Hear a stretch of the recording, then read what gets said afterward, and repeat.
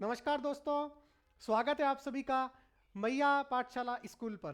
तो दोस्तों, जैसा कि आप सभी ने जो 10th कक्षा का जो मैंने पेपर सॉल्व कराया था उसके लिए आप सभी ने प्यार दिया, उसके लिए बहुत बहुत धन्यवाद। अब आज की श्रृंखला में हम जो 9th कक्षा के बच्चे हैं उनके लिए साइंस का जो मेरे हिसाब से मॉडल पेपर आ सकता है आपका और आपको किस तरीके से उसको अप्रोच करना है उसकी चर्चा आज हम करने वाले हैं। तो दोस्तों जुड़े रहिएगा इस वीडियो में अंत तक। मैं आपको सिर्फ पेपर सॉल्व करना नहीं, उसकी अप्रोच करना बताऊंगा कि आपको किस तरीके से किस टाइमिंग के अंदर कैसे कैसे पेपर करना है।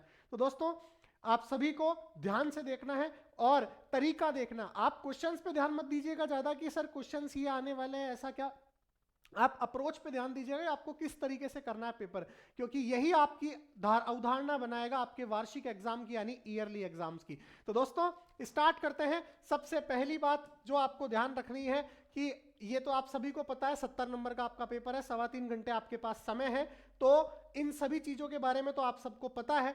अब सबसे पहले प्रकार के क्वेश्चन से अपन स्टार्ट करते हैं बिना समय को व्यर्थ किए, चूंकि आपका भी एग्जाम का टाइम है तो आपको इतना समय नहीं होगा कि अपन बातें कर सके। चलिए सबसे पहला क्वेश्चन ऑब्जेक्टिव टाइप है, आपको सिर्फ टिक लगाना है। मैं फिर से बता दूं, कई बच्चे इसमें गलती करते हैं, वो लिखने का प्रयास करते हैं, आपको लिखना नहीं है, आपको सिर्फ और सिर्फ टिक लगाना है। क्या लगाना है? आपको सिर्फ टिक लगाना है। टिक लगाने का मतलब ये आपको 1 नंबर लिखना है, उसके आगे ऑप्शन लिखना है अपने, है ना, कॉपी के अंदर कि आपके ये आंसर इसका सही है। चलिए देखते हैं सबसे पहला प्रश्न। देखिए दोस्तों, पहला क्वेश्चन है एलपीजी का पूरा नाम लिखिए। क्वेश्चन दे रखा है आपको एलपीजी का पूरा नाम लिखिए। तो आप सभी को पता है एलपीजी का पूरा नाम क्या होता है? Liquid petroleum gas. क्या होता है? लिक्विड पेट्रोलियम गैस, द्रवीकृत पेट्रोलियम गैस। आप सभी को पता है एलपीजी जो होती है उसका पूरा नाम क्या होता है? एलपीजी का पूरा नाम होता है लिक्विड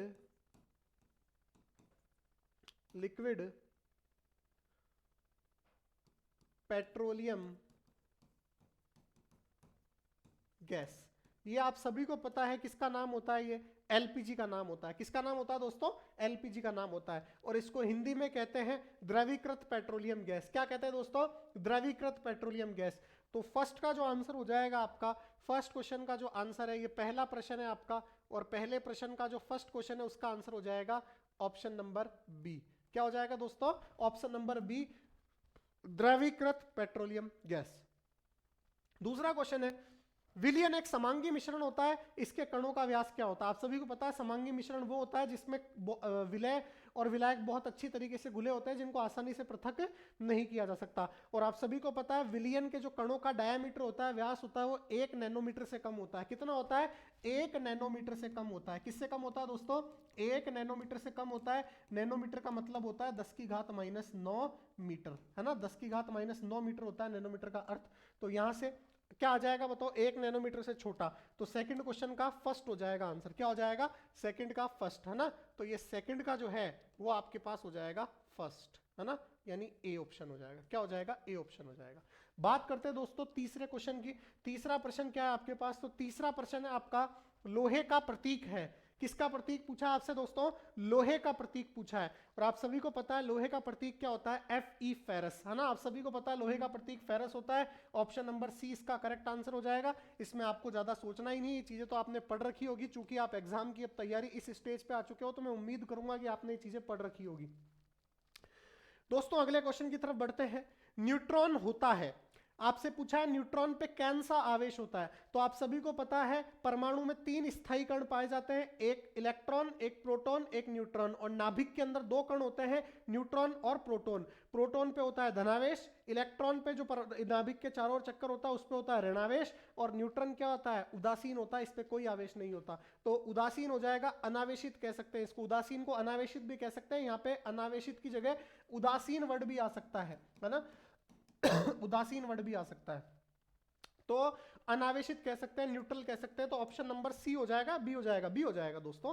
तो ऑप्शन नंबर बी, तो आईवी चौथे का ऑप्शन नंबर क्या हो जाएगा दोस्तों? बी हो जाएगा। बात करते हैं दोस्तों अगले क्वेश्चन की तरफ बढ़ते हैं। ठीक है, अगला जो क्वेश्चन है हमारा वो कौन सा है?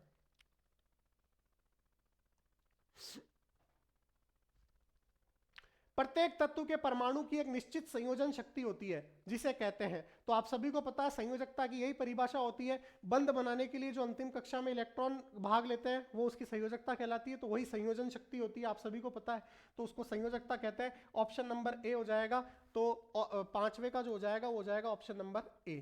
ठीक है, ये तो बिल्कुल सीधे सीधे क्वेश्चन है जो आपको ध्यान रखने हैं। अगली बात, विष तथा दवा को निराविषीकरण करने में सहायक कोशिकांग है, तो आप सभी को पता है जहर और दवा, विष तथा दवा को निराविषीकरण यानी उसमें से विष हटाने के लिए कौन सा कोशिकांग काम में आता है, तो आपको पता है SER काम में आता है, जिसको कहते हैं स्मूथ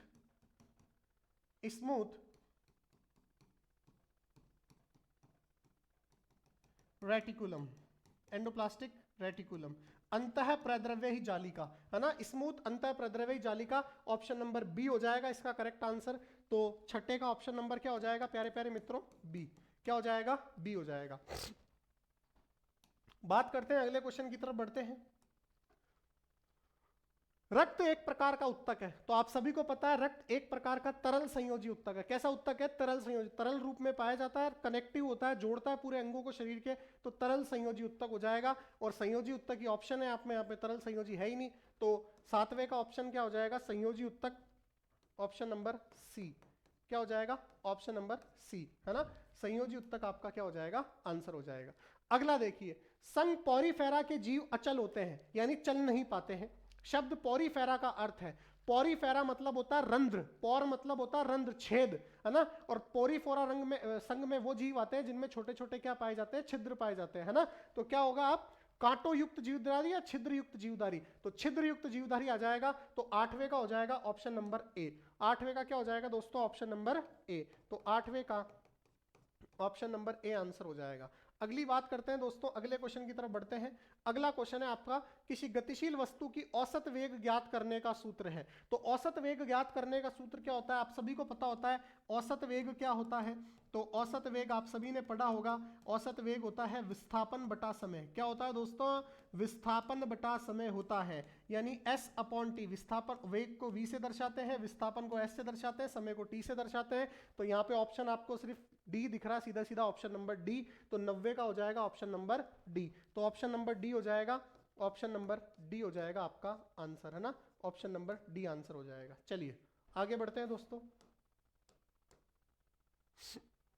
किसी वस्तु पर संतुलित बल लगने पर, अगर किसी भी वस्तु पे संतुलित बल लग रहा है ना, न्यूट्रल फोर्स, संतुलित बैलेंस फोर्स लग रहा है, तो वस्तु गति नहीं करेगी। कहने का मतलब एक वस्तु पे आप, जैसे मेरे ऊपर भी ऊपर लग रहा है अभिलंब बल और नीचे लग रहा है भार बल, दोनों आपस में संतुलित है, इसलिए मैं स्थिर हूं एक जगह। ठीक है, तो कैसा बल हो जाएगा, ये संतुलित बल कहलाएगा। तो संतुलित बल में गति नहीं करती है वस्तु, कैसी रहती है, स्थिर रहती है। तो ऑप्शन नंबर बी हो जाएगा आपका आंसर।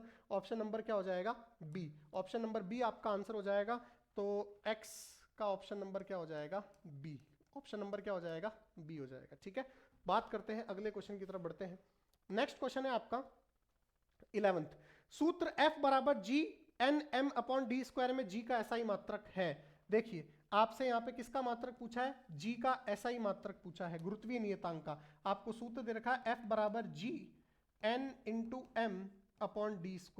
देखिए ध्यान से सुनिएगा मेरी बात।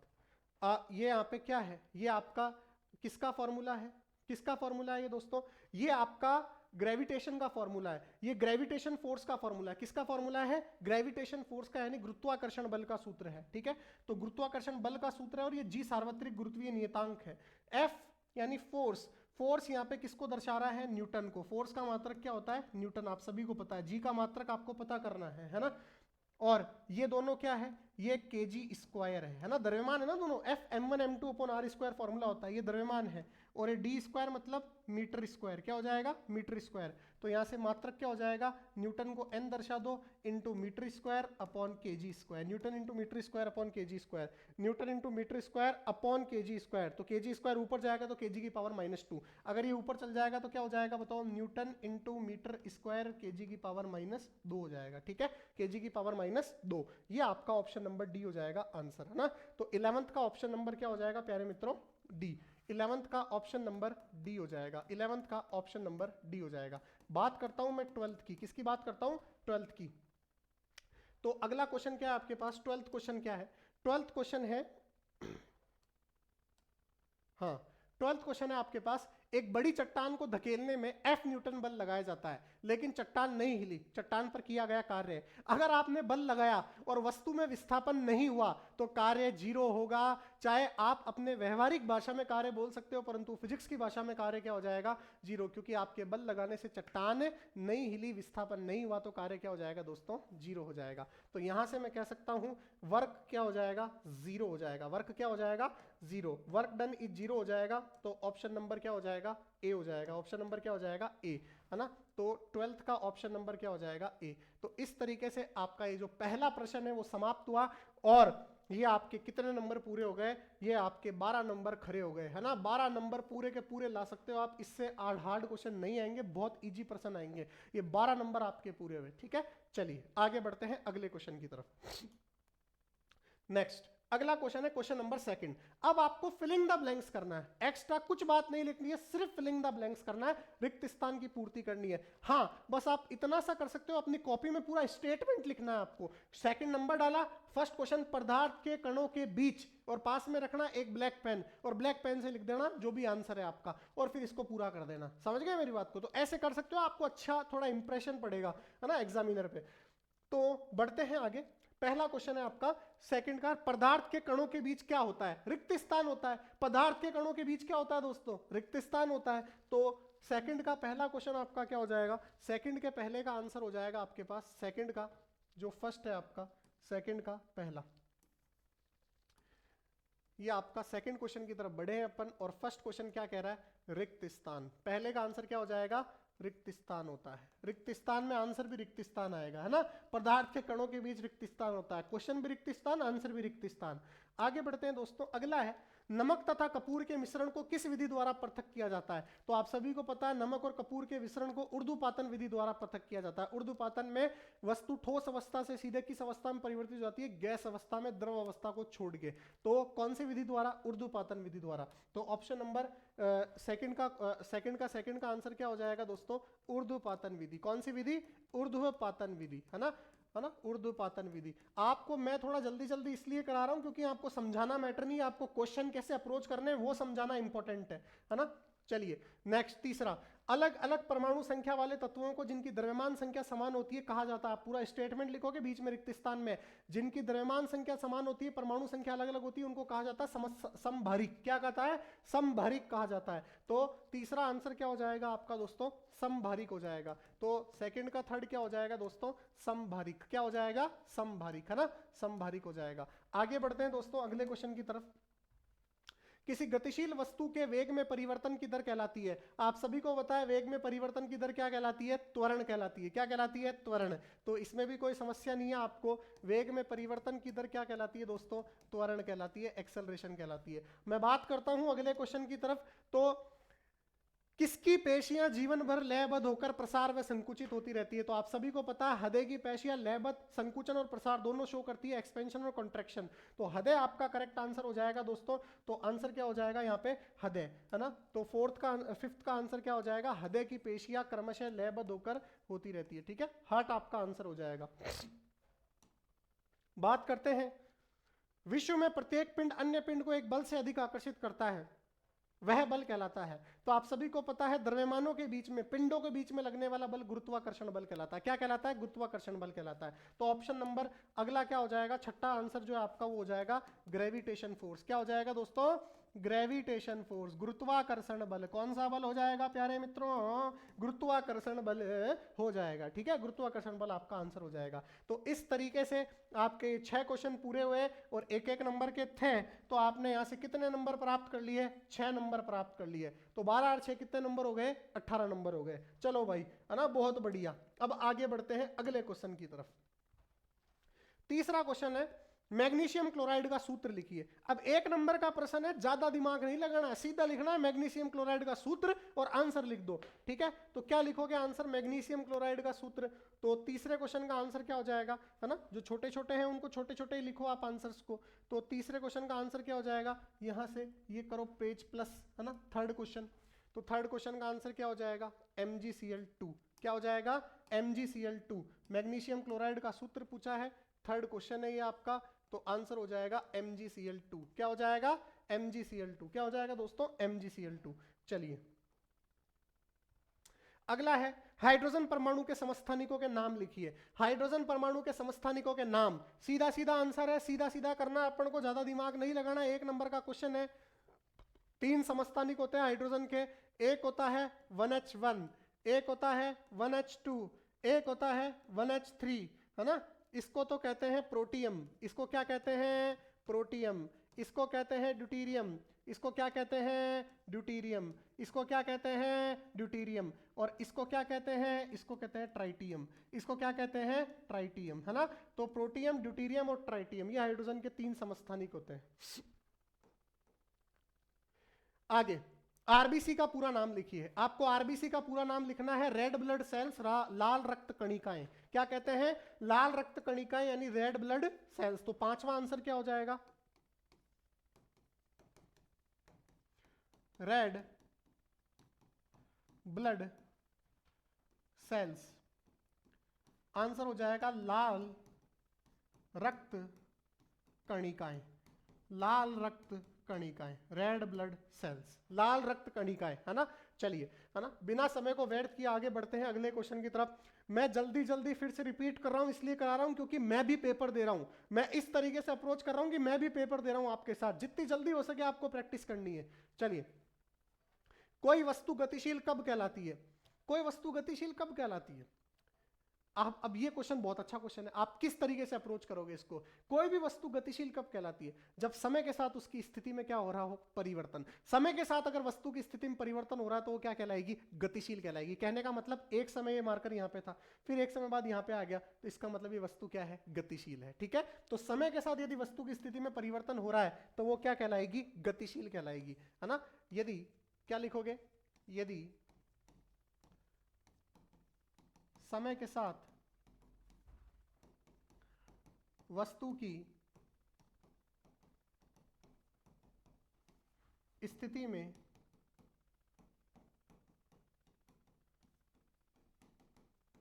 परिवर्तन हो रहा है तो वस्तु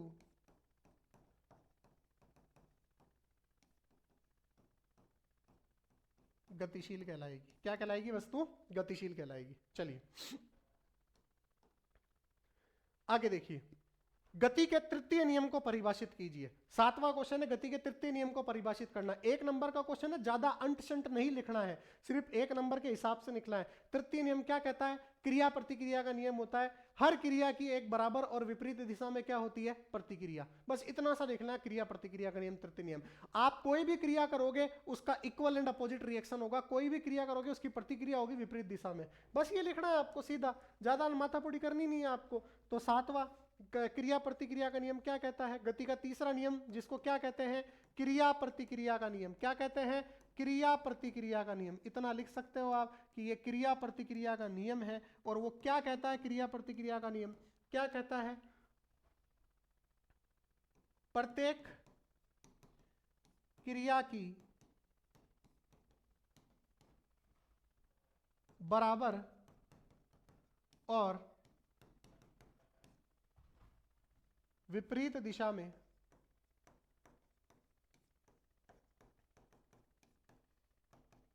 एक प्रतिक्रिया होती है।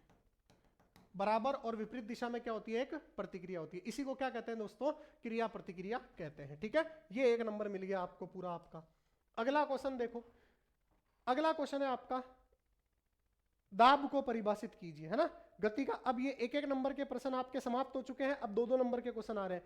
4 5 6, 1 2 3 4 5 6। अच्छा, 1 2 3 4 5 6, 1 2 3 4 5 6। अच्छा, एक दाब का परिभाषित कीजिए। ये भी 1 नंबर का क्वेश्चन है आपका। दाब को परिभाषित कीजिए। किसको परिभाषित कीजिए दोस्तों? दाब को परिभाषित कीजिए। एक क्वेश्चन और बचा है आपका, 8वां क्वेश्चन, और ये है आपका दाब को परिभाषित कीजिए, है ना। क्वेश्चन नंबर 8, दाब को परिभाषित कीजिए। तो दाब क्या होता है? तो आप सभी को पता है दाब क्या होता है, बताओ। प्रेशर क्या होता है? तो आप सभी को पता, आपने पढ़ा होगा। एकांक क्षेत्रफल पर लगाया गया बल क्या कहलाता है? दाब। एकांक क्षेत्रफल पर लगाया गया बल क्या कहलाता है? दाब। बस इतना सा लिखना है, एक नंबर को चाहिए अपने को। तो क्या लिखोगे? दाब। एकांक क्षेत्रफल पर लगाया गया बल क्या कहलाता है? दाब। बस इतना सा लिख सकते हो आप। फॉर्मूला भी लिख सकते हो, दाब बराबर बल बटा क्षेत्रफल। दाब बराबर बल बटा क्षेत्रफल। ठीक है, ये लिख दोगे तो आपका काम बन जाएगा, मजा आ जाएगा आपको, और आप बहुत अच्छे से कर पाओगे क्वेश्चन को, है ना, और आपको नंबर भी पूरे मिलेंगे। इस प्रकार से आपको ये 6 नंबर पूरे और मिल गए। यहाँ तक आपके 6 नंबर और हो गए, 24 नंबर आपने पा लिए हैं। 12, 6, 18, 6, 24, एक एक नंबर के क्वेश्चन अब समाप्त हो चुके हैं। अब दोस्तों आगे बढ़ रहे हैं अपन अगले क्वेश्चंस की तरफ, जो आते हैं 2 नंबर के। 2 नंबर का क्वेश्चन पहला है, द्रव्यमान संरक्षण को समझाइए। किसको समझाइए दोस्तों? द्रव्यमान संरक्षण को समझाइए। तो अगला क्वेश्चन है आपका, द्रव्यमान संरक्षण को समझाइए। तो बात करता हूं मैं किसकी? द्रव्यमान संरक्षण की। किसकी करता हूं मैं? द्रव्यमान संरक्षण की, है ना। द्रव्यमान संरक्षण की बात मैं करता हूं तो ध्यान से देखिएगा। द्रव्यमान संरक्षण को समझाना है तो द्रव्यमान संरक्षण। 9वां क्वेश्चन है आपका, द्रव्यमान संरक्षण को समझाइए। क्वेश्चन नंबर 9 और क्वेश्चन है आपका, द्रव्यमान संरक्षण को समझाइए। 2 नंबर का क्वेश्चन है, थोड़ा सा लिखना है अपने को बस। द्रव्यमान संरक्षण क्या होता है? तो मास कंजर्वेशन आप सभी ने सुना होगा। यदि किसी निकाय की बात करूं मैं, तो किसी भी निकाय का, है ना, किसी भी सिस्टम का द्रव्यमान जो होता है वो हमेशा संरक्षित रहता है। कहने का मतलब, ना आप द्रव्यमान को उत्पन्न कर सकते हो, ना ही द्रव्यमान को क्या कर सकते हो? नष्ट कर सकते हो। यही द्रव्यमान का संरक्षण का नियम होता है। द्रव्यमान ना तो आप उत्पन्न कर सकते हो, ना ही उसको क्या कर सकते हो? नष्ट कर सकते हो। ये द्रव्यमान संरक्षण का क्या होता है दोस्तों? नियम होता है। तो बात करूं मैं द्रव्यमान संरक्षण की, तो क्या कह सकते हैं? किसी निकाय का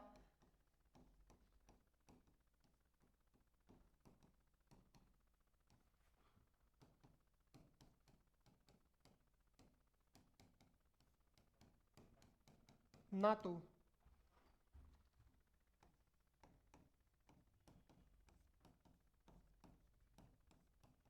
उत्पन्न किया जा सकता है,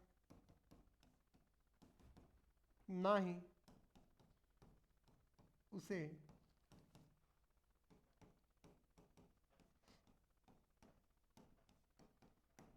नष्ट किया जा सकता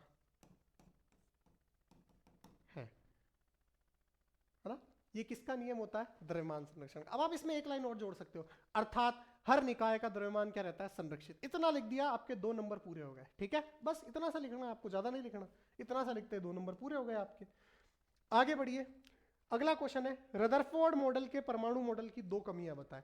आपको रदरफोर्ड मॉडल के परमाणु मॉडल की कितनी कमियां बतानी है? रदरफोर्ड मॉडल की 2 कमियां बतानी है। तो 10वां क्वेश्चन आपका, आपको रदरफोर्ड मॉडल की क्या बतानी है? कमियां। तो बात करूं मैं किसकी? रदरफोर्ड मॉडल की कमियां।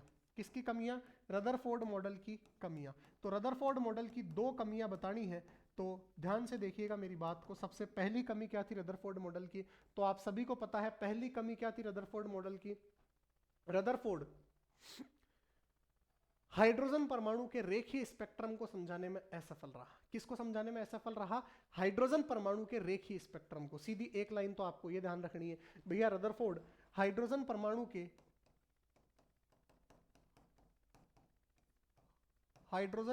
के रेखीय स्पेक्ट्रम को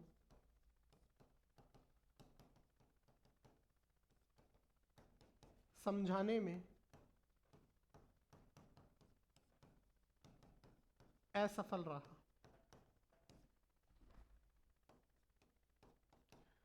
दूसरा, इलेक्ट्रॉन नाभिक के चारों ओर चक्कर लगाता है, यह रदरफोर्ड बोलता है। पर रदरफोर्ड बोलता है हर कक्षा में चक्कर लगाता है। तो अगर इलेक्ट्रॉन नाभिक के हर कक्षा में चक्कर लगाएगा, तो बताओ उसमें ऊर्जा हानि होगी कि नहीं होगी? बिल्कुल होगी। तो वो ऊर्जा हानि को नहीं बता पाया कि भाई क्यों इलेक्ट्रॉन की ऊर्जा हानि नहीं होती। तो इलेक्ट्रॉन के चक्रण सिद्धांत को सही तरीके से वो स्पष्ट नहीं कर पाया। तो ये भी एक रदरफोर्ड मॉडल की क्या थी दोस्तों? कमी थी। ठीक है, तो इलेक्ट्रॉन के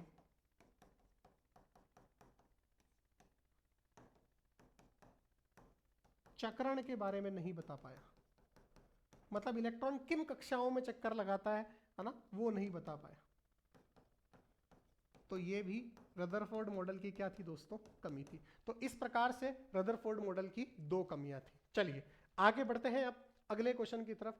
अगला क्वेश्चन है संघ ऑर्थोपोडा की कोई दो विशेषताएं लिखिए। तो क्वेश्चन नंबर 12 पे अब अपन बढ़ने वाले हैं। क्वेश्चन नंबर क्या आ जाएगा, 12 है ना। क्वेश्चन नंबर 12 पे अब अपन बढ़ने वाले हैं दोस्तों, रदरफोर्ड मॉडल के बाद में क्वेश्चन नंबर 12। ठीक है,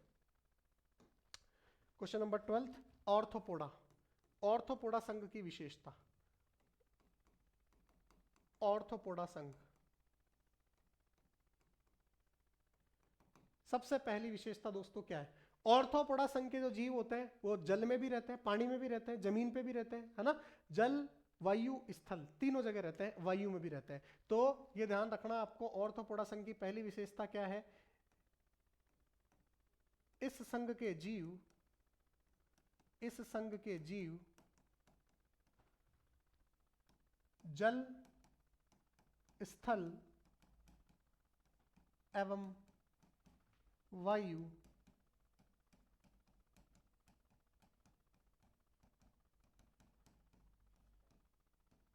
तीनों स्थान पर रह सकते हैं। ठीक है, ये आपको ध्यान रखना है। दूसरा क्या है, इनमें खुला परिसंचरण तंत्र पाया जाता है ना। जो आपका रुधिर परिसंचरण तंत्र होता है वो ओपन पाया जाता है, और तंत्रिका तंत्र पूर्ण विकसित होता है, यानी नर्वस सिस्टम पूर्ण रूप से विकसित होता है। तो ये आपने सब पढ़ी होगी, इसलिए समझाने का समय अभी है नहीं अपने पास। तो इनमें खुला परिसंचरण तंत्र पाया जाता है। इस तरीके से लिखोगे तब नंबर मिलेगा आपको। इसमें खुला परिसंचरण तंत्र पाया जाता है, परिसंचरण तंत्र पाया जाता है, एवं तंत्रिका तंत्र, तंत्रिका तंत्र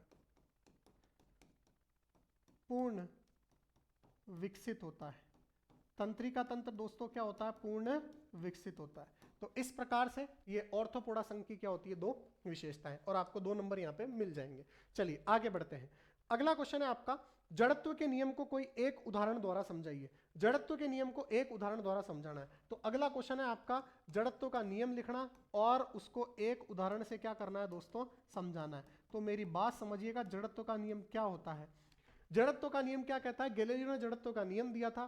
क्या होता है जड़त्व का नियम, जड़त्व का नियम होता है यदि कोई वस्तु स्थिर अवस्था में है, और मतलब न्यूटन की गति के पहले नियम को जड़त्व का नियम कहते हैं, जड़त्व का गुण गैलीलियो ने दिया था। तो जड़त्व का नियम क्या कहता है कि भैया यदि कोई वस्तु स्थिर अवस्था में है तो स्थिर अवस्था में ही रहेगी, और गतिशील अवस्था में है तो गतिशील अवस्था में ही रहेगी, जब तक कि उस पर कोई बाह्य बल कार्यरत ना हो, है ना। तो अगर कोई वस्तु जिस अवस्था में हमेशा उस अवस्था में रहना चाहती है जब तक कि उस पर कोई बाह्य बल कार्यरत ना हो, ये जड़त्व का नियम होता है। इसका उदाहरण है ना, इसका उदाहरण अपने पास सीधी सी बात है, अगर मान लो एक गाड़ी चल रही है और उसमें अपन बैठे हैं, और मान लो अचानक से गाड़ी में ब्रेक लगा दिए जाए, तो बताओ उसमें बैठे व्यक्ति को किधर की ओर झटका लगता है, आगे की ओर झटका लगता है। क्यों, क्योंकि जब तक व्यक्ति उस चलती हुई गाड़ी में था, किस अवस्था में था, गतिशील अवस्था में, उसका शरीर गतिशील अवस्था में था क्योंकि गाड़ी भी चल रही थी।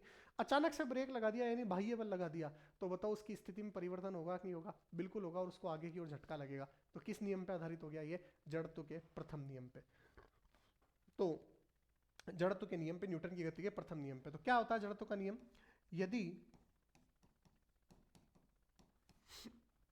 कोई वस्तु स्थिर अवस्था में है तो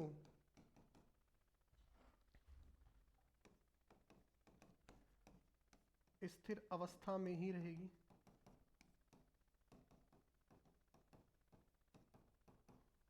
और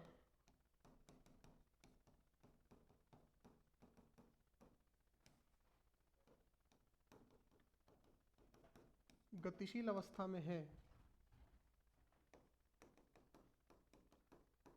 तो गतिशील अवस्था में ही रहेगी जब तक कि उस पर कोई बाह्य बल कार्यरत ना हो। ठीक है, एग्जाम्पल, सीधी बात, चलती हुई बस में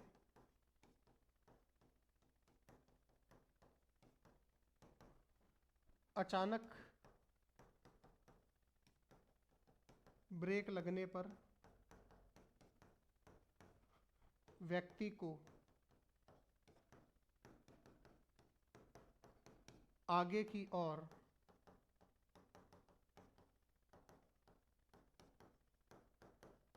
धक्का लगना। आगे की ओर क्या लगना दोस्तों? धक्का लगना। ठीक है, तो इस प्रकार से आपका जड़त्व का नियम भी क्या होता है? पूरा होता है। क्वेश्चन नंबर 13, गुरुत्वाकर्षण के नियम को, गुरुत्वाकर्षण के सार्वत्रिक नियम का महत्व बताइए। देखिए, अब ये क्वेश्चन आप आराम से कर सकते हो। गुरुत्वाकर्षण के सार्वत्रिक नियम का महत्व क्या है? गुरुत्वाकर्षण क्या कहता है? कोई भी वस्तु है ना, गुरुत्वाकर्षण का सार्वत्रिक नियम क्या है? पृथ्वी किसी भी वस्तु को अपनी ओर आकर्षित करती है, या ब्रह्मांड में कोई भी दो कण है उनके बीच में लगने वाला आकर्षण बल क्या कहलाता है? गुरुत्वाकर्षण बल। ये नियम होता है गुरुत्वाकर्षण का सार्वत्रिक नियम। इसका महत्व क्या है? अरे इस वजह से हमें पता चला कि दुनिया में कोई भी दो वस्तुएं हैं द्रव्यमान वाली, उनके बीच में सदैव एक आकर्षण बल काम करेगा। तो पहला महत्व तो ये हो गया कि भाई पृथ्वी और वस्तुओं, किसी भी वस्तु के बीच में आकर्षण बल के बारे में हमें पता लगा। ठीक है, कोई भी वस्तु नीचे क्यों गिरती है पृथ्वी की ओर, क्यों आकर्षित होती है, इसके बारे में हमें पता चला। किसके बारे में? किससे? हमें गुरुत्वाकर्षण के सार्वत्रिक नियम से, है ना। तो गुरुत्वाकर्षण के सार्वत्रिक नियम की महत्ता हमारे सामान्य जीवन में बहुत तरीके से है, जो आप बता सकते हो, है ना। इसमें कोई ज़्यादा लिखने की बात है नहीं, मैंने बता दिया आपको। ठीक है, ज़्यादा कोई समझने वाली बात है नहीं। मैं तो बताया, आप लिख सकते हो पूरा ये कि पृथ्वी किसी वस्तु को आकर्षित करती है, हमें इस नियम से ही पता चला। ठीक है, ये सब बात आप लिख सकते हो। तो 13 नंबर क्वेश्चन मेरे हिसाब से आपको लिखाने की ज़्यादा जरूरत है नहीं। ठीक है, ज़्यादा लिखाने की जरूरत है नहीं। 13 नंबर क्वेश्चन आप आराम से इसको तो कर सकते हो मेरे हिसाब से, है ना। चलिए आगे।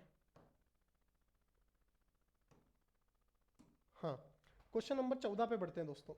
एक कुली 15 केजी का बोझ धरती से 1.5 मीटर ऊपर उठाकर अपने सिर पर रखता है। उसके द्वारा बोझे पर किए गए कार्य का परिकलन कीजिए। मेरी बात समझना, सीधी बात, है ना। सीधी बात करते हैं अपन। क्वेश्चन नंबर 14 है, यहीं पे कर लेते हैं 14 नंबर क्वेश्चन। ठीक है, एक कुली सर पर धरती 15 केजी का वजन, द्रव्यमान कितना है बताओ? 15 किलो है। ठीक है, कितनी ऊंचाई तक उठाता है? 15 मीटर, 1.5 मीटर तक उठाता है। ठीक है, और ऊपर उठा रहा है। तो धरती से कोई भी वस्तु h ऊंचाई तक उठाई जाती है तो किया गया कार्य कितना हो जाएगा? mgh। कितना हो जाएगा? mgh। g का मान होता है 9.8। अब बताओ, यहाँ पे 15 m है, g का मान 9.8 है, h का मान 1.5 है, ये 10 हटाया, है ना, ये 10 हटाया, है ना। और या आप सीधा सीधा g का मान 10 भी ले सकते हो कैलकुलेशन के लिए। क्या ले सकते हो? 10 ले सकते हो। 9.8 की जगह 10 ले लो, तो 10 से 10 गया, 15 इंटू 15 कितना हो गया? 225 जूल आपका क्या हो जाएगा दोस्तों? आंसर हो जाएगा। कितना आ जाएगा? 225 जूल आपका क्या हो जाएगा? आंसर हो जाएगा। ठीक है, mgh फॉर्मूला अपने को पता होना चाहिए। m द्रव्यमान की वस्तु h ऊंचाई तक उठाई जा रही है तो किया गया कार्य कितना हो जाएगा? mgh। चलिए आगे बढ़ते हैं दोस्तों, अगले प्रश्न की तरफ सीधा सीधा बढ़ने वाले हैं अपन। अगला क्वेश्चन क्या कहता है आपको? तो नेक्स्ट क्वेश्चन की तरफ आ जाओ आप। 52 ग्राम हीलियम में मोलों की संख्या ज्ञात कीजिए। 52 ग्राम हीलियम में मोलों की संख्या। तो देखिए दोस्तों, 15वां क्वेश्चन है आपका सीधा। 52 ग्राम हीलियम में मोलों की संख्या। ठीक है, 52 ग्राम हीलियम, है ना, ये 52 ग्राम हीलियम है। तो मोल की संख्या क्या होती है? तो आप सभी को पता है, मोल होता है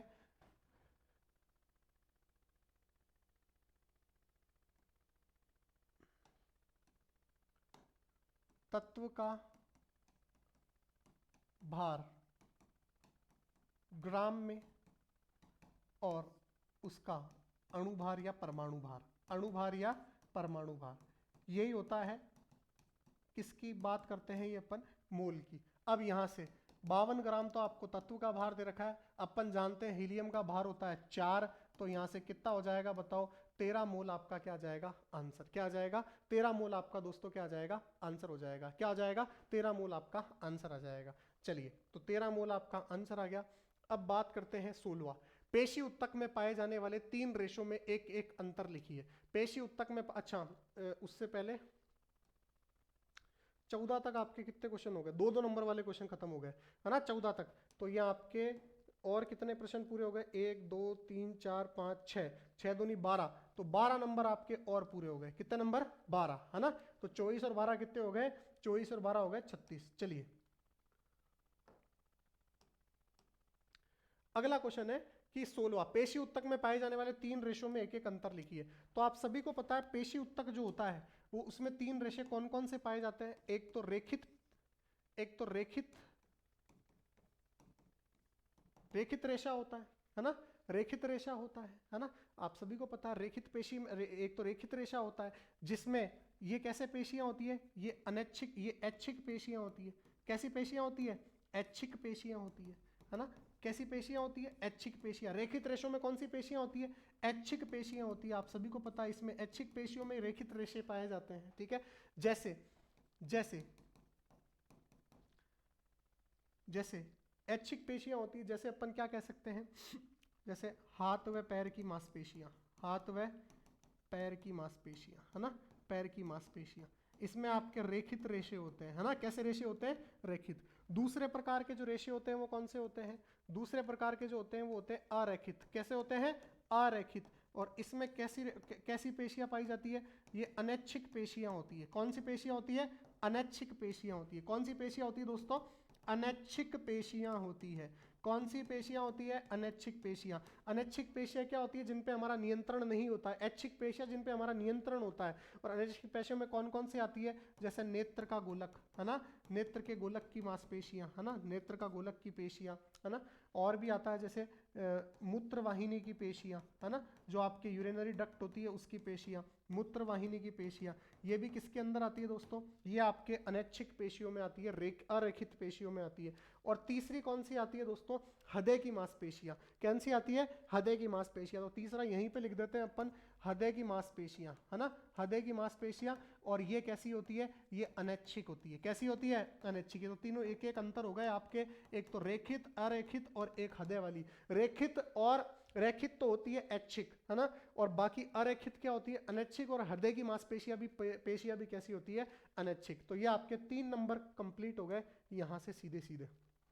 चलिए अगला क्वेश्चन है, निम्न में से कौन सी अवस्थाएं संभव हैं तथा प्रत्येक के लिए एक एक उदाहरण दे। तो 17वां क्वेश्चन आपका यहीं पे, इसको सॉल्व कर लेते हैं। फर्स्ट क्वेश्चन आपका क्या कहता है? कोई वस्तु जिसका त्वरण नियत हो परंतु वेग शून्य हो। क्या ऐसा हो सकता है कि वेग शून्य हो परंतु त्वरण नियत हो? बिल्कुल हो सकता है। अगर अपन किसी वस्तु को ऊपर फेंके अपन, है ना, तो महत्तम उच्चतम बिंदु पे जाके वेग शून्य हो जाएगा, परंतु त्वरण उसका नियत रहेगा, गुरुत्वीय त्वरण रहेगा a बराबर -g, है ना। गुरुत्वीय त्वरण लगेगा माइनस दिशा में, क्योंकि नीचे लगता है तब प्लस दिशा में लगता है। तो पहली स्थिति हाँ संभव है। और उदाहरण क्या है? उदाहरण क्या है? जब वस्तु को ऊपर फेंका जाता है, ऊपर फेंका जाता है, और इस स्थिति में a बराबर क्या हो जाएगा? -g हो जाएगा, है ना। गुरुत्वीय त्वरण के लगेगा नेगेटिव दिशा में। नेक्स्ट आपका क्या कहता है? कोई त्वरित वस्तु एक समान चाल से गति कर रही है। कोई त्वरित वस्तु एक समान चाल से गति कर रही है। देखिए अगर चाल एक समान है, कोई त्वरित वस्तु एक समान चाल से गति कर रही है, बिल्कुल कर सकती है। त्वरित वस्तु एक समान चाल से गति कर सकती है, क्योंकि चाल का संबंध त्वरण से है ही नहीं। त्वरण का संबंध किससे है? वेग से। किससे है? वेग से, है ना। तो हाँ, चाल का संबंध त्वरण से है ही नहीं, संबंध किससे है? वेग से है, ठीक है। तो ये आपको ध्यान रखना है। तीसरा क्या है? कोई वस्तु किसी निश्चित दिशा में गति कर रही हो तथा त्वरण उसके लंबवत हो। बिल्कुल सही है, ये भी हाँ है। क्यों? जब भी कोई वस्तु वर्तीय गति करती है तो ये हमेशा इसका त्वरण किस दिशा में होता है? लंबवत दिशा में होता है। किस दिशा में होता है? लंबवत दिशा में होता है। किस दिशा में होता है? लंबवत दिशा में एक त्वरण होता है। तो ध्यान रखना, हाँ वर्तीय गति में। किस गति में दोस्तों? वर्तीय गति में, सर्कुलर मोशन में। कौन सी गति में? वर्तीय गति में, यानी सर्कुलर मोशन में। तो ध्यान रखना है, तीनों बता दिए मैंने। 3 नंबर आपके क्या हो गए? समाप्त हो गए। 18वां क्वेश्चन है, 1 किलोवाट घंटा को आपको किस में बदलना है? जूल में, है ना। 18वां क्वेश्चन, 1 किलोवाट घंटा को आपको किस में बदलना है दोस्तों? जूल में बदलना है। तो बात कर रहा हूं मैं 1 किलोवाट घंटा को आपको किस में बदलना है? जूल में बदलना है। तो ध्यान से सुनिएगा मेरी बात। किलोवाट का मतलब क्या होता है? किलोवाट का मतलब होता है 1000 वाट। कितना होता है? 1000 वाट। तो 1 किलोवाट का मतलब क्या होता है? 1 किलोवाट का मतलब होता है दोस्तों 1000 वाट। तो ये 1 किलोवाट का मतलब 1000 वाट होता है, ठीक है। फिर 1 घंटे में कितने सेकंड होते हैं आपको ध्यान रखना है। 1 घंटे में कितने सेकंड होते हैं? तो 1 घंटे में 3600 सेकंड होते हैं। कितने सेकंड होते हैं? 3600 सेकंड। अब देखिए ध्यान से सुनिएगा मेरी बात कर रहा हूं मैं 1 किलोवाट हावर की। तो 1000 वाट इंटू 3600, तो ये हो जाएगा वाट इंटू सेकेंड, वाट इंटू सेकेंड। चलिए यहां से 36 इंटू 10 की घात 5 लिख सकता हूं मैं इसको, और वाट इंटू सेकेंड को देखिए क्या लिखूंगा। तो आप सभी को पता है कि कार्य शक्ति बराबर होता है कार्य करने की दर। शक्ति बराबर क्या होता है? कार्य करने की दर, कार्य बटा समय। शक्ति का मात्रक होता है वॉट, कार्य का मात्रक होता है जूल, और समय का मात्रक होता है सेकंड, ऐसा ही मात्रक। तो यहां से क्या मैं जूल को वाट इंटू सेकेंड लिख सकता हूं क्या? ये आप दिखाओगे तब नंबर मिलेंगे, 3 नंबर का क्वेश्चन है। जूल को वाट इंटू सेकेंड लिख सकता हूं क्या? बिल्कुल लिख सकता हूं। तो यहां से वाट इंटू सेकेंड को क्या लिख दिया मैंने? जूल लिख दिया। ये दिखाओगे तब नंबर मिलेंगे। अब देखो एग्जाम में इस तरीके से नहीं लिखना, मैं बता रहा हूं जैसे लिखना, तभी आपको नंबर मिलेंगे और अच्छे नंबर पूरे 3 के 3। अगर मैं यहाँ पे 1 10 से भाग देता हूँ और 1 10 से गुणा भी करना पड़ेगा, अगर मैं यहाँ पे 10 से भाग देता हूँ तो 10 से गुणा भी करना पड़ेगा, तो ऐसे कर दूंगा तो ये 3.6 आ जाएगा इंटू 10 की घात 6 हो जाएगा यहाँ पे, क्योंकि ये स्टैंडर्ड रूप है। और इसी फॉर्म में आपके आगे भी जब आप पढ़ोगे, आगे जब आप 12वीं कर लोगे, कॉम्पिटिशन एग्जाम की तैयारी करोगे, तब ऑब्जेक्टिव एग्जाम में भी इसी तरीके से क्वेश्चन आता है। तो आप ध्यान रखना, 1 0 हटाएंगे यहाँ से तो 1 0 लगाना भी पड़ेगा। तो ये आपका आंसर हो जाएगा, ये आपको 3 नंबर पूरे के पूरे मिल जाएंगे। चलिए आगे बढ़ते हैं दोस्तों। अगला क्वेश्चन है पदार्थ के कणों पर दाब के परिवर्तन के प्रभाव का सचित्र वर्णन कीजिए। अब आपके 3 नंबर के क्वेश्चन पूरे हो चुके हैं। 1 2 3 4 क्वेश्चन थे आपके, 4 3 12 है ना। तो ये आपके 12 नंबर यहाँ पे क्या होते हैं? समाप्त। तो ये 12 नंबर और समाप्त होते हैं, 48 नंबर आपके क्या हो गए? पूरे हो गए। चलिए नेक्स्ट, अगला क्वेश्चन है आपका नेक्स्ट।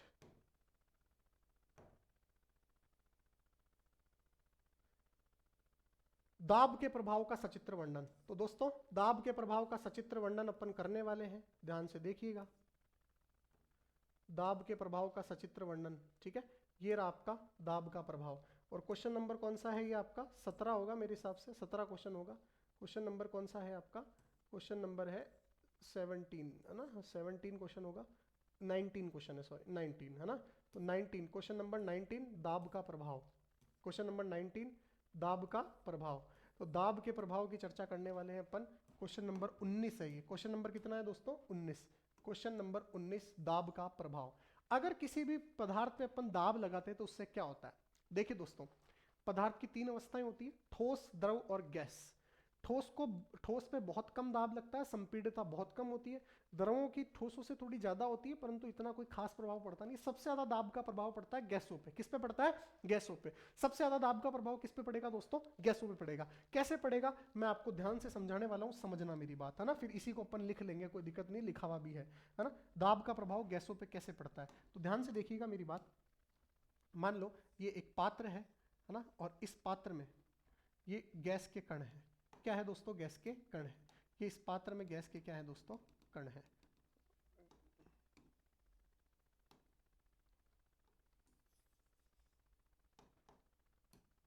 समझाने का समय नहीं है, पर फिर भी मैं थोड़ा सा ले लेता हूं क्योंकि थोड़ा समझने वाली चीज है। ये गैस के कण जो बहुत दूर दूर हैं, इस प्रकार से गैस के कण। मैंने लगा दिया यहाँ पे एक पिस्टन। यहाँ पे क्या लगा दिया दोस्तों? एक पिस्टन लगा दिया। इस तरीके से ये एक पिस्टन काम कर रहा है यहाँ पे, है ना। एक पिस्टन काम कर रहा है इस तरीके से, है ना। ये पिस्टन है। ये क्या है दोस्तों? पिस्टन। पिस्टन क्या होता है? जो इस पे प्रेशर लगाएगा। अभी तक कोई प्रेशर काम नहीं कर रहा है इस पे, ये पिस्टन है और ये गैस के क्या है दोस्तों? कण है। अब मान लो मैंने इस पिस्टन पे, इस पे दाब लगाया। इस पे क्या लगाया? दाब। तो सेकंड अवस्था मैंने स्टार्ट करी। अब मैंने इसके ऊपर दाब लगाना क्या कर दिया दोस्तों? प्रारंभ कर दिया। दाब लगाना क्या कर दिया? प्रारंभ, है ना। दाब लगाना दोस्तों, यदि मैंने इस पे प्रारंभ कर दिया दाब लगाना, तो क्या होगा? तो ध्यान से देखिएगा। अगर मैंने इसके ऊपर दाब लगाना प्रारंभ कर दिया, यानी ये पिस्टन दब गया, इस तरीके से पिस्टन दब गया, है ना। दाब लगाना मैंने प्रारंभ कर दिया और पिस्टन दब गया, तो ये जो कण है ना, गैस के कण जो है, वो गैस के कण क्या हो जाएंगे? पास पास में आ जाएंगे, थोड़े से पास पास में आ जाएंगे। ये गैस के कण क्या आ जाएंगे? थोड़े पास पास में आ जाएंगे। अगर मैंने और दाब लगाया इसके ऊपर, और दाब लगाया यानी इस पिस्टन को और दबाया, जैसा कि आपको चित्र में दिखेगा कि इस पिस्टन को अगर मैंने और दबा दिया है ना, पिस्टन को और नीचे लेके आ गया मैं, है ना, पिस्टन को और नीचे लेके आ गया, तो ये गैस के कण बिल्कुल ही पास पास में आ जाएंगे, इस तरीके से बिल्कुल पास पास में आ जाएंगे, गैस के कण बिल्कुल पास पास में आ जाएंगे, इस तरीके से गैस के कण हो जाएंगे। तो दाब लगाने से गैस के कण क्या आ जाते हैं, पास पास में आ जाते हैं। बहुत दाब का प्रभाव गैसों पे बहुत ज़्यादा होता है, ठीक है, और यही चीज़ आपको लिखनी है। अच्छा, दाब लगाने से अवस्था परिवर्तन भी हो सकता है, अवस्था परिवर्तन भी हो सकता है, जैसे द्रव से गैस भी बन सकती है, पर द्रव से ठोस नहीं बन सकता, क्योंकि द्रव से ठोस के लिए इतना दाब उस पे द्रव पे नहीं काम कर पाता। ठोस से द्रव तो बन ही नहीं सकता, क्योंकि ठोस पे दाब लगता ही नहीं है, बहुत कम लगता है। तो यही बात यहाँ लिखी हुई है, ध्यान से देखिएगा। जैसा कि हम जानते हैं कि जब किसी वस्तु पर या पदार्थ पर दाब लगाया जाता है तो दाब के कारण उस पदार्थ के कण आपस में पास पास आ जाते हैं, और जैसा हमने और इसको काट देना, और पदार्थ के कणों के मध्य की दूरी परिवर्तित होने के कारण पदार्थ की अवस्था में परिवर्तन हो सकता है। मैंने आपको बताया है कणिक पास पास आ गए तो अवस्था परिवर्तन हो सकता है, द्रव से गैस भी बन सकती है, ठीक है, ये आपको ध्यान रखना है। तो ये दाब का क्या होता है दोस्तों, प्रभाव होता है, और ये आपके 4 नंबर क्या हो जाते हैं, समाप्त। आप इतनी लिखोगे अच्छे से, 2-3 बातें और लिख दोगे इसके अंदर अपनी मन मर्जी से बना के, तो कोई दिक्कत नहीं। मन मर्जी का मतलब ये होता है इसी को थोड़ा लॉन्ग करके, मैंने आपको समझाने के लिए यहाँ पे चीजें करी है कि अपन किस तरीके से अप्रोच करेंगे क्वेश्चन को। चलिए आगे बढ़ते हैं दोस्तों, अगला क्वेश्चन बड़े देखते हैं। अगला क्वेश्चन क्या कहता है, अगला क्वेश्चन क्या कहता है, जीवों में 5 जगत अवधारणा को विस्तार से समझाइए। 5 किंगडम थ्योरी क्या कहती है जीवों की, उसके बारे में पढ़ी होगी आप सभी ने। 5 किंगडम थ्योरी मैं पढ़ा देता हूं, मैं बता देता हूं कैसे लिखना है आपको 5 किंगडम थ्योरी के बारे में। ये आपकी जीवों की 5 किंगडम थ्योरी होती है ना। क्वेश्चन नंबर 20 है आपका, क्वेश्चन नंबर क्या है दोस्तों, क्वेश्चन नंबर 20 है 5 kingdom theory. Question number 20 5 kingdom theory क्या कहती है, तो विटकर ने 1959 में समस्त जीवों को कोशिकीय संरचना, पोषण के स्रोत तथा भोजन ग्रहण करने की विधि और शारीरिक संगठन के आधार पर 5 भागों में बांटा था। आप सभी को पता है जीवों को कितने भागों में बांटा था, 5 भागों में। कौन कौन से, मोनेरा, प्रोटिस्टा, फंजाई, प्लांटी तथा एनिमेलिया। इन 5 वर्गों के अंदर जीवों को क्या करा था, विटकर ने बांटा था। अब कौन कौन से कैसे कैसे बांटा था, सबसे पहला मोनेरा, तो इसके अंतर्गत उन एक कोशिकीय प्रोकैरियोटिक जीवों को रखा गया जिनमें कुछ में कोशिका भित्ति पाई जाती है तथा कुछ में नहीं। पोषण के आधार पर ये स्वयपोषी अथवा विषमपोषी दोनों हो सकते हैं। आप सभी को पता है मोनेरा जगत के जो जीव है वो स्वयपोषी और विषमपोषी, खुद पे भी निर्भर रह सकते हैं, दूसरों पे भी निर्भर रह सकते हैं। आप सभी को ये कहानी पता होगी, समझाने का समय नहीं है क्योंकि अपन क्या कर रहे हैं, पेपर को अप्रोच कर रहे हैं। एग्जाम्पल, नीलहरित शैवाल, बैक्टीरिया, माइकोप्लाज्मा आदि। चलिए आगे बढ़ते हैं दोस्तों। नेक्स्ट क्वेश्चन, नेक्स्ट अगला ग्रुप कौन सा है, प्रोटिस्टा। इस जगत के अंदर सिर्फ काम की, मैं इसलिए आपके सामने लाऊंगा, इतना इतना लिखना। बच्चे सिर्फ उसको धमाधम लिखने में रहते हैं, उससे कोई मतलब नहीं है, आपको नंबर उतने ही मिलेंगे अगर आप काम की बातें लिखोगे तो। अगर मैं कॉपी चेक कर रहा हूं इतना लिखोगे तो मैं नंबर पूरे दूंगा आपको, ऐसे ही एग्जामिनर चाहता है आपसे। तो काम की चीजें हैं। तो एक कोशिकीय जीव आते हैं इसके अंदर, यूकेरियोटिक जीवों को रखा गया कि देखो 2 पॉइंट हो गए अच्छे से, आप इसको पॉइंट बना के भी लिख सकते हो इसके अंदर, जिनमें गमन के लिए सीलिया, फ्लैजेला नामक क्या पाई जाती है, संरचनाएं पाई जाती है। ये स्वयपोषी और विषमपोषी दोनों तरीके से होता है मोनेरा की तरह, जैसे एक कोशिक शैवाल, डायटम, प्रोटोजोआ आदि। 1-2 उदाहरण लिख दिए अपन ने, तो एक एक पॉइंट और एक एक उदाहरण लिख सकते हैं अपन अच्छे से। अगला है फंजाई। फंजाई के अंतर्गत विषमपोषी यूकेरियोटिक जीवों को रखा गया है। इन्हें मृतजीवी भी कहते हैं, मृतोपजीवी भी कहते हैं, क्योंकि अपने पोषण के लिए सड़े गले कार्बनिक पदार्थों पर क्या रहते हैं, निर्भर रहते हैं ना।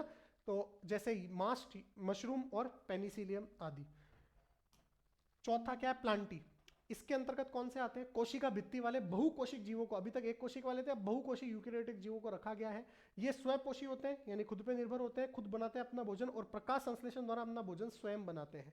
इस वर्ग में सभी पौधों को रखा गया है। इसके अंतर्गत Thallophyta, bryophyta, pteridophyta, gymnosperm, angiosperm, जो भी आप पढ़ते हो वो सारे इसी के अंतर्गत आते हैं।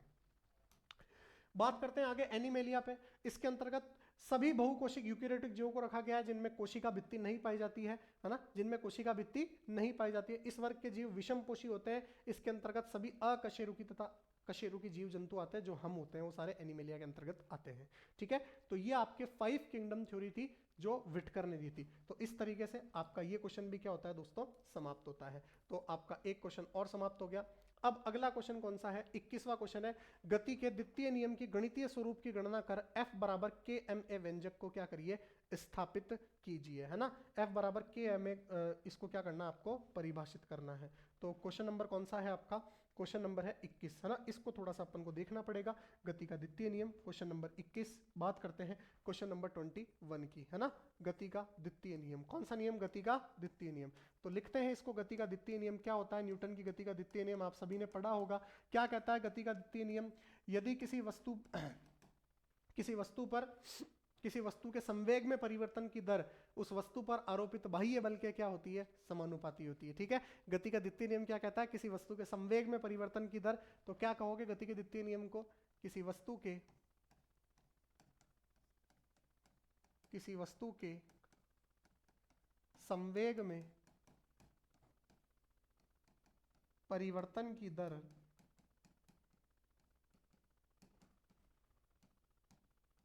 उस वस्तु पर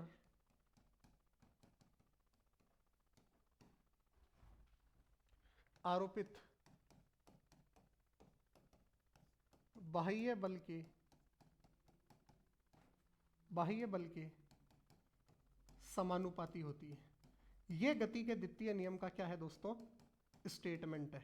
तो यहां से आप क्या लिख सकते हो, संवेग में परिवर्तन की दर को डेल्टा से दर्शाते हैं, समय के साथ परिवर्तन होगा, किसके समानुपाती होगी ये, बाह्य बल के समानुपाती होगी। किसके समानुपाती होगी दोस्तों, बाह्य बल की। अब यहां से चूंकि 4 नंबर का क्वेश्चन है, आपको अभी इसको पूरा डिराइव्ड करना है और अच्छे से लिखना है। तो अब अपन पहले किसकी बात करते हैं, संवेग की। थोड़ा बता के लिखोगे तब नंबर मिलेंगे आपको। तो यहां से अपन पहले किसकी चर्चा करनी पड़ेगी हमें, सर संवेग क्या होता है, तब जाके नंबर मिलेंगे आपको। संवेग को P से दर्शाते हैं। क्या होता है संवेग, पढ़ा होगा आपने, किसी भी वस्तु के द्रव्यमान और वेग का गुणनफल क्या कहलाता है, संवेग कहलाता है। तो क्या बोलोगे संवेग, किसी वस्तु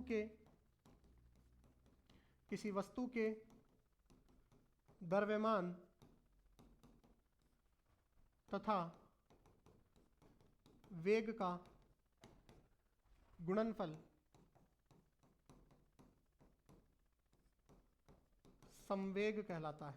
क्या कहलाता है, संवेग कहलाता है। तो किसी भी वस्तु के द्रव्यमान और उसके वेग का गुणनफल क्या कहलाता है दोस्तों, संवेग कहलाता है। तो आप क्या लिख सकते हो, संवेग का फॉर्मूला क्या लिख सकते हो, संवेग लिख सकते हो द्रव्यमान गुणा वेग। क्या लिख सकते हो, द्रव्यमान गुणा वेग, है ना। P बराबर m इंटू वी लिख सकते हो, P बराबर m इंटू वी लिख सकते हो, है ना। तो द्रव्यमान गुणा वेग लिख दोगे तो क्या लिख दोगे, P बराबर m इंटू वी, है ना। द्रव्यमान गुणा वेग आप क्या लिख सकते हो, संवेग लिख सकते हो। अब आते हैं अपन वापस गति के द्वितीय नियम पर। तो गति का द्वितीय नियम क्या कहता है, ध्यान से सुनिएगा मेरी बात। द्वितीय नियम का गणितीय रूप क्या कहता है, द्वितीय नियम का गणितीय रूप क्या कहता है, delta P upon delta T बराबर प्रोपोर्शनल F बाह्य। अब यहां से आप सभी को पता है, समानुपाती स्थिरांक हटाओगे तो एक नियतांक लगेगा, और उस नियतांक का मान मैंने क्या लिख दिया, K। क्या लिख दिया मैंने दोस्तों, K। क्या लिख दिया, K। अब आप सभी को पता है, अभी अभी अपन ने पढ़ा है, P बराबर क्या होता है, mv। P बराबर क्या होता है, mv। तो यहां से m में तो परिवर्तन होगा नहीं, v में परिवर्तन होगा, तो delta v upon delta t बराबर k और f बाह्य। समझ गए मेरी बात को, बाह्य बल। अब समझिए मेरी बात को, यहां से आप सभी ने सुना है, आप सभी ने पढ़ा है कि त्वरण होता है वेग में परिवर्तन की दर। क्या होता है दोस्तों, वेग में परिवर्तन की दर को क्या कहते हैं, त्वरण कहते हैं। a बराबर delta we upon delta T आपने पढ़ा है। तो क्या मैं यहाँ से क्या ये लिख सकता हूँ क्या कि भैया एम ए बराबर, इस delta we upon delta T को a लिख दिया, एम ए बराबर के,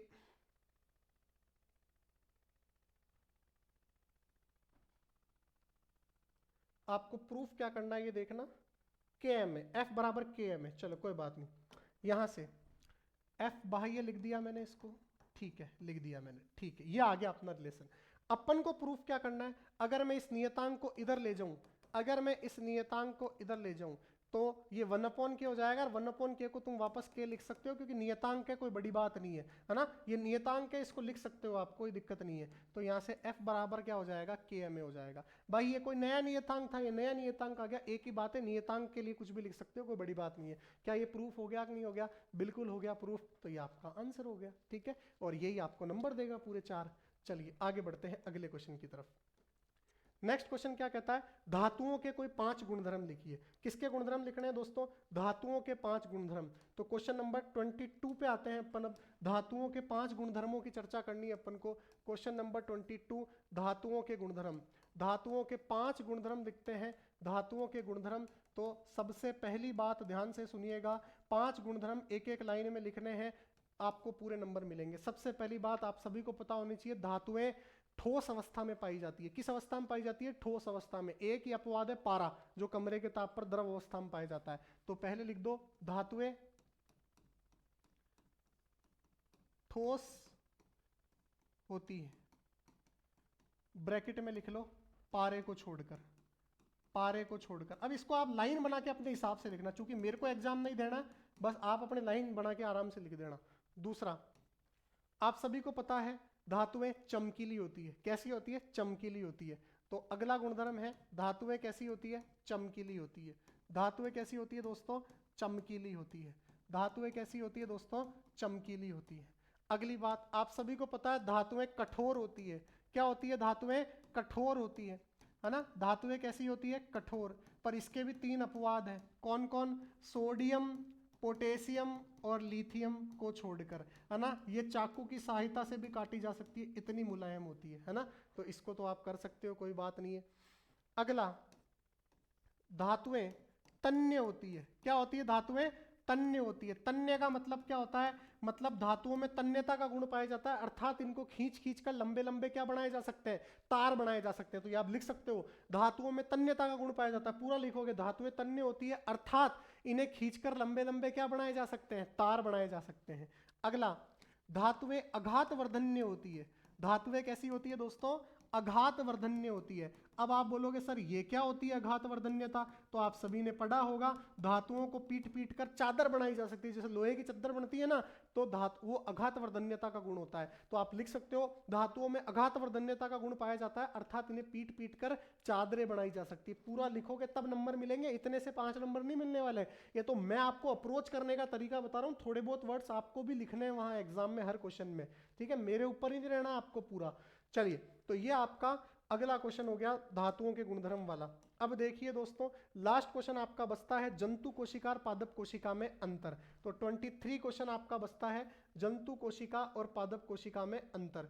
तो जंतु कोशिका और पादप कोशिका में अंतर क्या होगा, ध्यान से देखिएगा। ये यहाँ पे आपके लिए पीपीटी है तैयार, कोई दिक्कत नहीं है। ये देखिए, सबसे पहला अंतर, पादप कोशिका में कोशिका भित्ति पाई जाती है, जंतु कोशिका में कोशिका भित्ति नहीं पाई जाती। ये सभी को पता होगा आपको, है ना। पादप कोशिका में कोशिका भित्ति पाई जाती है, जंतु कोशिका में कोशिका भित्ति नहीं पाई जाती है ना। यहाँ पे जंतु कोशिका है, पादप नहीं है, जंतु कोशिका है, ठीक है। अगला, पादप कोशिका में सेंट्रोसोम, सेंट्रोसोम पाया जाता है ना।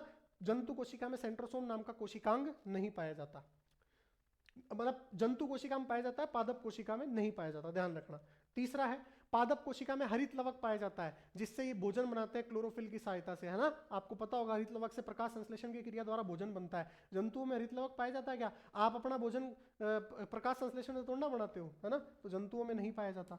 अगला, चौथा, पादप कोशिका में केंद्रक परिधि की ओर हो सकता है, मतलब केंद्रक जो है वो यहाँ पे भी हो सकता है, परंतु जंतु कोशिका में सामान्यतः मध्य में ही होता है, बिल्कुल बीच में होता है।